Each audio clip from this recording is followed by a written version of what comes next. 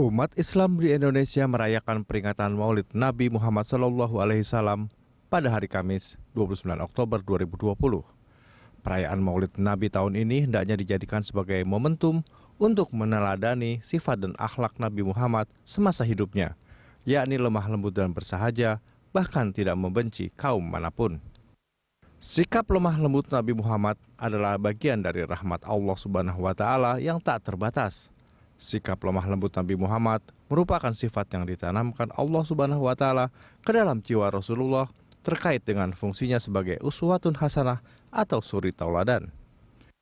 Ketua Umum Pimpinan Pusat Ikatan Sarjana Nahdlatul Ulama Ali Masyhur Musa menyatakan, sifat lemah lembut Nabi Muhammad hendaknya diaplikasikan dalam kehidupan sehari-hari umat Islam, terutama para dai atau pendakwah yang merupakan pelanjut risalah dakwah.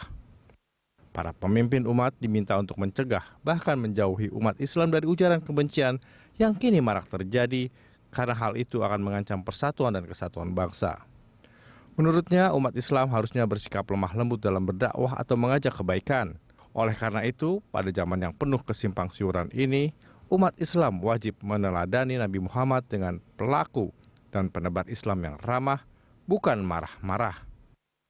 Sementara Imam Besar Masjid Istiqlal, Nazaruddin Umar menyatakan, ungkapan atau ujaran kebencian memang sesuatu yang tercela dan bisa merusak ketenangan dan ketentraman masyarakat. Bisa mengoyak persatuan dan kesatuan bangsa sebagai warga bangsa, dan lebih berbahaya ialah bisa menimbulkan konflik dan perang terbuka. Jika ini dibiarkan tanpa ada ketentuan yang mengaturnya, maka akan bermuara kepada sebuah masyarakat yang berantakan atau social disorder yang pada gilirannya akan merugikan dunia kemanusiaan. Tim Liputan Berita 1. Pemirsa, teladani Nabi, stop hate speech. Itulah topik Morning Talk kita pagi ini. Dan untuk membahasnya kita telah tersambung dengan Ketua PBNU Pak Marsudi Syuhud. Dan seperti biasa Anda pemirsa di rumah dapat berpartisipasi bersama kami melalui nomor telepon yang tertera di layar televisi Anda. Saya langsung sapa narasumber saya pagi ini, Pak Marsudi. Selamat pagi, Assalamualaikum. Waalaikumsalam warahmatullahi wabarakatuh. Biasanya kalau Maulud Nabi, kalau di Jawa Tengah ada Mauludan, di Jawa Barat, di Jawa Timur ada Muludan. Intinya sendiri adalah untuk meningkatkan keimanan kepada Allah Subhanahu wa Ta'ala. Tapi bagaimana cara merayakan Muludan itu sendiri di saat pandemi seperti saat ini? Macam-macam caranya masih tetap dilaksanakan oleh orang-orang NU. Jika itu adalah di situasi yang normal, ya seperti yang biasa kita ikuti dan kita laksanakan. Namun ketika semacam ini, kita itu semangatnya adalah semangat mengikuti, mencontoh bagaimana Rasulullah melakukan dalam segala kegiatan aktivitas sosial, aktivitas ekonomi, aktivitas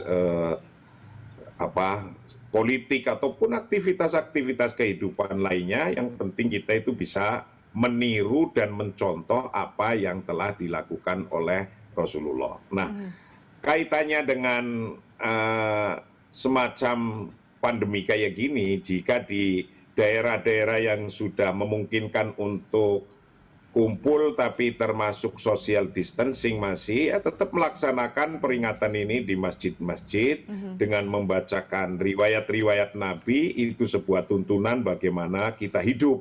Artinya tidak Karena melepaskan, Rasulullah meskipun social distancing berarti tidak melepaskan diri, tetap harus bersama-sama karena di masjid. Ya, yang di daerah yang mereka bolehkan, kan beda-beda ini. Di Jakarta beda, di Tangerang beda, atau bahkan di Kabupaten mana beda. Di daerah yang sudah mulai hijau dan ternyata dibolehkan social distancing di satu tempat, ya dia akan melakukan itu. Dan akan melaksanakan misalnya membaca riwayat-riwayatnya, atau sejarahnya, atau menyampaikan apa yang harus diperbuat di zaman sekarang sesuai dengan perbuatan Nabi. Karena sesungguhnya Nabi itu lam yakun nabiyan fahasiba, innama kana nabiyan wa rasulan wa qodiyan wa hakiman wa qaidan wa askarian wa tajiron. Bahkan Rasulullah itu tidak sekedar hanya nabi, tapi termasuk qodiyan, hakiman, penguasa, juga hakim, juga koi, jenderal, askarian, juga presiden, tapi juga masyarakat. Nah, bagaimana jadi kita hidup dalam pandemi semacam ini? Bagi umat Islam itu sudah dicontohkan semuanya, jadi nggak terlalu pusing, bingung mengambil suatu keputusan ketika terjadi apa saja di masa pandemi semacam ini. Contoh, masa pandemi seperti ini Rasulullah dulu sudah mengajarkan, maka kita tinggal ngikuti saja. Idza sami'tum, ketika Anda mendengarkan di bi'ardin pada suatu tempat ada ta'un, idza sami'tum at-ta'un bi'ardin fala tadkhuluha. Jika Anda mendengar suatu tempat masih banyak coronanya, maka jangan masuki ke situ. Nah, tapi ketika Anda di tempat itu wa antum biha fala takhruju minha, maka jangan Anda keluar dari situ. Lah, nyontoh Rasulullah yang kayak gini aja kita udah selamat gitu. Kita sudah memahami nyontoh gitu dalam hidup pandemi seperti sekarang ini, kita saja insya Allah sudah selamat karena ini sudah ada ajarannya dan sudah pernah terjadi dari zaman dulu. Sebagaimana kita itu disuruh memakai masker, disuruh social distancing, itu Rasulullah telah menyampaikan bahwa fir minal asad, fir minal majdumi kama tafiru, firra minal majdumi kama tafiru minal asad. Anda waspadalah terhadap pagebluk corona semacam ini, itu seperti Anda waspada dari macan yang kapan saja bisa nerekam kita. Nah, maka ketika kita memakai masker, memakai social distancing, mau cuci tangan, dan menjaga imun, itu sudah sekaligus kita sesungguhnya menjaga iman kalau kita mengikuti hal-hal itu. Mengikuti perintah Nabi saja, itu termasuk menjaga imun, menjaga aman, itu sudah termasuk menjaga iman. Menjaga iman itu. Itulah pentingnya hari ini kita peringati, kita rayakan hari lahirnya Rasulullah yang menjadi panutan kita, ajaran kita baik sosial, ekonomi, politik, moral, akhlak, apa saja diajarkan di sini. Bagaimana cara kita meneladani sikap Rasul kaitannya dengan ujaran kebencian yang semakin marak saat ini? Jadi Rasulullah sudah jelas tuh melarang kita untuk memfitnah orang, melarang umat Islam untuk mengadu domba orang, melarang kita untuk berbohong, melarang kita untuk berdusta, melarang kita untuk mencaci maki. Nah, larangan-larangan itu dituangkan dalam sebuah hadis. Nah, hadis itu atau yang ada di dalam Al-Quran itu disebut hukum yang sabat, hukum yang tetap, hukum yang tidak pernah berubah. Dilarang kita berbohong, dilarang kita mencaci maki, dilarang kita namimah, adu domba. Kemudian oleh pemerintah kita diaplikasikan misalnya dalam bentuk undang-undang, namanya Undang-Undang ITE, teknologi. Maka kemudian kalau ada orang yang berbuat melanggar ini, kena hukuman. Itu sesungguhnya juga dalam rangka mengikuti ajaran Tuhan, mengikuti ajaran agama yang diaplikasikan melalui hukum-hukum wada'i, hukum-hukum positif. Hukum positif itu namanya ITE atau KUHP, bahkan hukum-hukum KUHP yang melarang kita berbisnis bohong, mengurangi spek, melanggar aturan, korupsi. Nah, itu kan semua dilarang. Kemudian diaplikasikan dalam hukum-hukum wada'i, itulah ajaran agama yang terserap dalam aplikasi kehidupan di nyata, kehidupan nyata di dunia. Gitu. Bagaimana tinjauan dari NU selama ini atas apa yang menjadi penyebab sebenarnya dari maraknya hate speech yang terjadi? Maraknya hate speech sesungguhnya dari zaman dulu sampai sekarang itu adalah politik. Awalnya dari politik. Dari kita memilih pimpinan, dari dukung-mendukung awalnya. Dan ini terjadi sudah dari zaman sahabat juga sudah begitu, dari mulai ketika siapa sih ini nanti yang jadi khalifah, Abu Bakar, Umar, apa Utsman, itu ya sudah ada kepentingan orang banyak. Nah, kepentingan inilah sesungguhnya yang kemudian dikasih rambu-rambu oleh Rasulullah. Anda boleh begini-begini tapi sampai batas ini. Anda boleh begini-begini tapi sampai batas ini, jangan melebihi ini. Lah itu namanya akhlak. Rambu-rambu itu namanya akhlak. Maka Rasulullah diutus liutammima makarimal akhlak, untuk menyempurnakan akhlak agar tahu batas-batasnya di mana, rambu-rambunya di mana. Boleh kita berbeda dalam memilih politik, boleh kita berbeda partai, boleh berbeda pilihan calon presiden, tapi ada rambu-rambunya. Yang tidak boleh adalah mencaci maki, menghasut, berita bohong. Jadi semuanya itu kalau mau ibarat kayak jualan di toko, jualan apa saja, toko ini toko handphone A, di sini handphone B, produknya sama atau produknya beda. Ketika produknya berbeda, yang penting tidak boleh bohong. Ini adalah produk dari sana, harganya sekian, speknya begini, tidak bohong.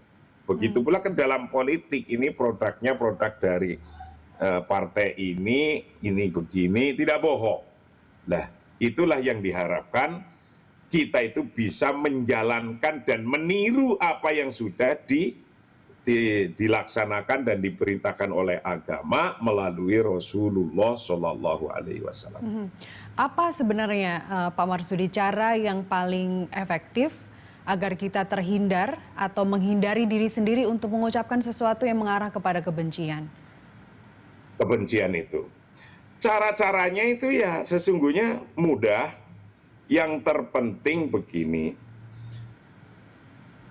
apa yang kita senangi sampaikan sesuai dengan yang kita senangi. Apa yang kita benci, jangan kita ucapkan kebencian kita terhadap orang itu. Yang kita senangi ya sewajarnya kita senang. Yang kita benci, ya sewajarnya kita benci. Tapi di mana kita ketika kita itu membenci sesuatu? Gitu. Tapi bukankah kita hidup di era demokrasi yang sangat bebas, di mana freedom speech sebenarnya dijunjung, meskipun tadi yang Anda sebutkan kita punya undang-undang ITE yang mengatur itu. Tapi bagaimana cara kita menyampaikan sesuatu yang kemudian tidak akan menimbulkan kebencian bagi orang yang mendengarnya atau membacanya? Sampaikan yang positif-positif, kritik yang negatif yang sesuai dengan akhlaknya saja. Ketika kita akhlak mengkritik, kita bagaimana menyampaikan kritik. Karena sesungguhnya dalam teori negara Pancasila atau negara demokrasi Pancasila, negara demokrasi yang berketuhanan, itu sesungguhnya teorinya adalah teori musyawarah dan teori menyampaikan pendapat secara umum merdeka. Tidak mungkin disebut itu sebagai musyawarah kalau menyampaikan pendapat saja tidak boleh. Nah, ketika menyampaikan pendapat itu harus sesuai dengan hal-hal akhlak, moral, kebiasaan, dan juga aturan undang-undang yang sudah dibikin. Jangan sampai kita masuk pada hal-hal yang melanggar undang-undang, melanggar aturan, dan bahkan melanggar moral. Nah, melanggar moral itu biasanya adalah disebut propaganda. Nah, propaganda itu apa? Propaganda itu al-ism al-muttasil bil qabih wal fahisyah. Ini anunya, batasannya. Al-ism al-muttasil bil qabih wal fahisyah. Yaitu menempelkan atau mencantumkan nama itu dengan sebuah kejelekan dan fahisyah, sesuatu yang jorok, yang tidak baik, yang tidak sesuai dengan moralnya. Kemudian ditujukan kepada orang itu. Nah, itulah yang disebut propaganda. Yang propaganda ini kemudian tidak sesuai dengan faktanya. Apalagi itu tidak sesuai dengan faktanya begitu, tapi diomongin begitu. Lah, itu namanya bohong. Nah, bohong, fahisyah, namimah, itulah rambu-rambunya. Maka jangan sampai kita juga bohong, jangan juga kita namimah, jangan juga kita hasud. Itu rambu-rambunya. Rambu-rambu agar kita tidak terkena undang-undang ITE, tapi rambu-rambu itu adalah rambu-rambu sosial yang dicontohkan oleh Rasulullah Shallallahu Alaihi Wasallam. Bagaimana kemudian para dai yang menjadi pelanjut risalah dakwah ini bersikap atau saat menyampaikan khotbah dengan lemah lembut, mengajak kepada kebaikan, karena tidak sedikit juga dai yang justru ketika berkhotbah, ketika berceramah berapi-api, menggebu-gebu, mengajak ke arah yang yang sesuatu yang keras begitu. Tapi jawabannya ditunda dulu. Pak Marsudi, kita lanjutkan di segmen berikutnya. Tetaplah bersama kami, pemirsa, kami kembali usai jeda.